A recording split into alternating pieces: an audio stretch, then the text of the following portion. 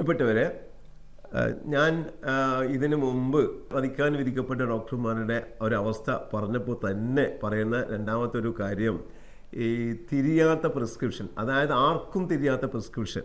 ഒരു കേസ് ഞാൻ എൻ്റെ ഉദാഹരണം പറയാം. കഴിഞ്ഞ ദിവസം മംഗലാപുരത്ത് വളരെ ഫേമസ് ആയിട്ടുള്ളൊരു ന്യൂറോളജിസ്റ്റിൻ്റെ അടുത്ത് ഒരു രോഗി പോയപ്പോൾ ആ രോഗിക്കൊരു പ്രിസ്ക്രിപ്ഷൻ എഴുതി, കുറച്ച് മരുന്നുകൾ എഴുതിയിട്ട് അതോടൊപ്പം തന്നെ ഒരു MRI സ്കാൻ എടുക്കാൻ വേണ്ടിയിട്ട് എഴുതി. അപ്പോൾ ആർക്കും മനസ്സിലാവാത്തതുകൊണ്ട് രോഗിയുടെ ആൾക്കാർ എന്നെ വിളിച്ച് ചോദിച്ചപ്പോൾ ഞാൻ കേരളത്തിലെ പ്രഗത്ഭരായ കുറേ ഡോക്ടർമാർക്ക് അയച്ചു കൊടുത്തപ്പോൾ പലരും പല രീതിയിലാണ് അത് പറഞ്ഞത്. ഒന്ന് MRI, ബ്രെയിൻ MRI, അതേപോലെ തന്നെ സർവിക്കൽ MRI എടുക്കണമെന്നും, ചിലർ അതിന് തിരിയാത്തത് കൊണ്ട് തന്നെ എനിക്കത് തിരിയുന്നില്ല എന്നും, തൃശ്ശൂരിലൊരു ഡോക്ടർ കൃത്യമായിട്ട് പറഞ്ഞിരിക്കുന്നത് ഈ പറഞ്ഞ രൂപത്തിൽ വിശദീകരണം തന്നപ്പോൾ കോഴിക്കോടുള്ള ഫിസിഷ്യൻസ്, MD ഡോക്ടർമാരും അതേപോലെ തന്നെ ഓർത്തോ ഡോക്ടർമാരും പിന്നെ മംഗലാപുരത്തായതുകൊണ്ട് കാസർഗോഡുള്ള പരിചയമുള്ള ഡോക്ടർമാർക്കൊക്കെ അയച്ചപ്പോൾ അവർക്കൊന്നും ഇത് കൃത്യമായിട്ട് പറയാൻ പറ്റാത്തൊരവസ്ഥ.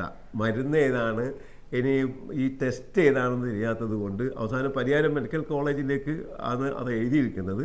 പരിയാരം മെഡിക്കൽ കോളേജിൽ അവർ നേരിട്ട് വിളിച്ച് ബന്ധപ്പെട്ട് ചോദിച്ചിട്ടാണ് അത് ആ ടെസ്റ്റ് പോലും ചെയ്യാൻ പറ്റിയത്. അപ്പോൾ നേരത്തെ പറഞ്ഞ പോലെ ഡോക്ടർ രോഗി ബന്ധം നന്നായി കൊണ്ടുപോകണമെങ്കിൽ ഇപ്പം ഡോക്ടർമാർ പലരും ഈ ടൈപ്പ് ചെയ്താണ് കൊടുക്കുന്നത് കൊണ്ട് മരുന്ന് മാറാത്തൊരവസ്ഥ, അല്ലെങ്കിൽ കൃത്യമായി മരുന്ന് കണ്ടുപിടിക്കാൻ പറ്റുന്നൊരവസ്ഥയുണ്ട്. എങ്കിലും ഈ പറഞ്ഞ MRI പോലെയുള്ള അല്ലെങ്കിൽ മറ്റ് ടെസ്റ്റുകൾ കൃത്യമായിട്ട് പറഞ്ഞിട്ടില്ലെങ്കിൽ അത് മനസ്സിലാക്കാൻ കഴിയുന്നില്ല. ഇതോടൊപ്പം തന്നെ ശ്രദ്ധിക്കേണ്ട മറ്റൊരു കാര്യമാണ്, ഡോക്ടർ കൃത്യമായി പറയുകയും എഴുതുകയൊക്കെ ചെയ്തു കഴിഞ്ഞാൽ രോഗികൾ ഇഷ്ടത്തിനനുസരിച്ച് മരുന്ന് കഴിക്കുകയും കഴിക്കാതെ ഇരിക്കുകയും, അല്ലെങ്കിൽ കോമ്പിനേഷൻ മാറുകയും, അല്ലെങ്കിൽ ഒരു പ്രാവശ്യം കൊടുത്ത മരുന്നുകൾ പല വർഷങ്ങളായിട്ട് അതിന് ഉപയോഗിക്കുകയും ചെയ്യുന്ന മറ്റവസ്ഥകളുണ്ട്. അപ്പോൾ അത്തരം അവസ്ഥകൾ കൊണ്ട് രോഗികൾ അതും കൂടി മാറ്റിക്കൊണ്ടുവരികയാണെങ്കിൽ നമ്മുടെ നാട്ടിലെ രോഗികൾക്ക് കൃത്യമായ ചികിത്സ കൃത്യമായ സമയത്ത് കിട്ടുമെന്ന് മാത്രമല്ല, രോഗം മാറുന്നതിന് സഹായിക്കുകയും കോംപ്ലിക്കേഷൻ ഒഴിവാക്കുകയും ചെയ്യാൻ പറ്റുന്നതാണ്.